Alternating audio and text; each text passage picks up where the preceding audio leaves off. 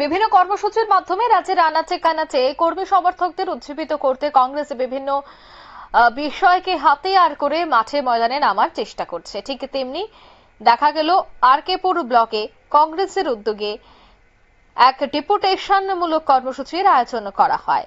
জানা গেছে কংগ্রেসের উদ্যোগে উদয়পুর পৌরসভার সিইও নিকট 12 দফা দাবির সমর্থনে এক ডেপুটেশন সংগঠিত হয়।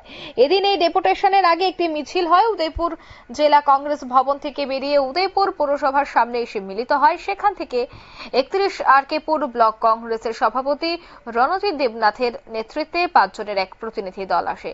পৌর পরিষদের সিইওর সাথে মিলিত হয়। প্রতিনিধি দলে ছিলেন প্রদেশ কংগ্রেসের ওবিসি ডিপার্টমেন্টের রাজ্য সহ সভাপতি প্রহ্লাদ ঘোষ, ব্লক কংগ্রেসের সাধারণ সম্পাদক প্রশান্ত সিনহা সহ অন্যান্যরা।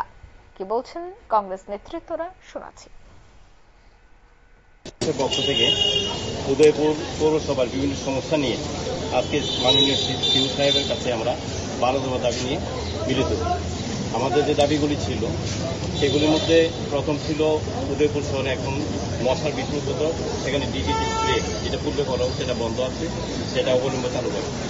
বৃষ্টিপাত বর্ষার কারণে রাস্তার যে বন্যার উপর জল জমে চলাচল অযোগ্য হয়ে পড়ে, সেগুলির ব্যাপারে এবং জল নিকাশি ব্যবস্থা।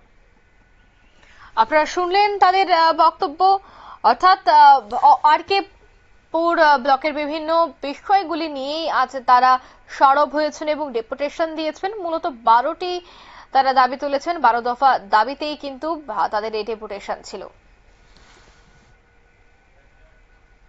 নিয়ে নিচ্ছে ছোট্ট একটি বিজ্ঞাপন বিরতি, সঙ্গে থাকুন।